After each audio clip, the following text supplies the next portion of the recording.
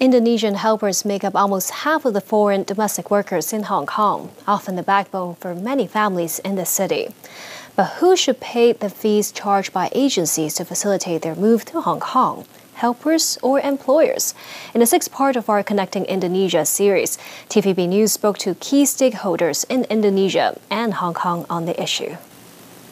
The agency charged me for 4 months my salary, around 3,000 every month. But for some others, the agency charged for 6 months. This is not fair. Earlier this year, the so-called zero-fee policy for Indonesian domestic helpers have elicited mixed views in Hong Kong. Under it, Hong Kong employers would have to shoulder the agency fees of Indonesian domestic helpers. They include the transport and administration costs and could rack up to some $20,000. In mid-August, the SAR government said any policy change concerning the hiring of helpers here must be conducted on the basis of government-to-government meetings, following a meeting with the Indonesian consulate in Hong Kong. Thomas Chan Tong-Fong, chairman of the Hong Kong Union Agency, said it is still possible for the zero-fee policy to be imposed.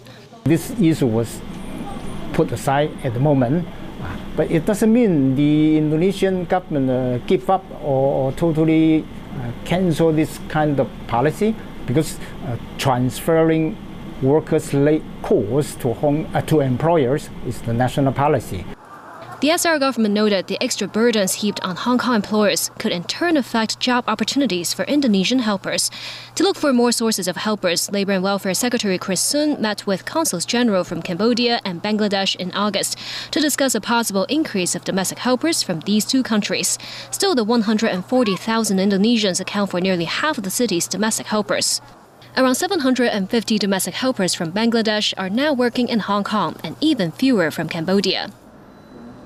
Thomas Chan said it's a global trend that employers bear more of the agency fees for helpers. If employers in Middle East, they want to hire a Filipino worker and Indonesian worker, on average they have to pay, or they have to offer about $5,000 to $5,000. By that way, they totally cover the cost of the workers migrant to other countries. That's why I'm saying, try to increase the burden of employer. It's a work train. Now it's only matters of time. TVB News also spoke to Indonesian lawmaker Charles Honoris in Jakarta, who told us their government's perspective.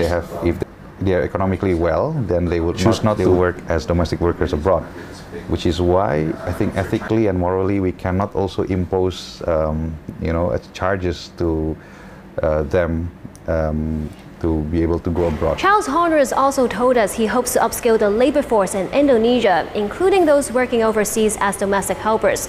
In that way, despite the increased cost, foreign domestic helpers who can speak Cantonese or have better skill sets could still appeal to Hong Kong employers who need help to care for their families. And tonight's Mark 6 numbers are 3, 17, 30, 36, 38, 45. The extra number is 8. To the weather now, it will be dry with sunny intervals during the day, with temperatures ranging from 19 to 23 degrees. And that's the news for tonight. Thank you for watching.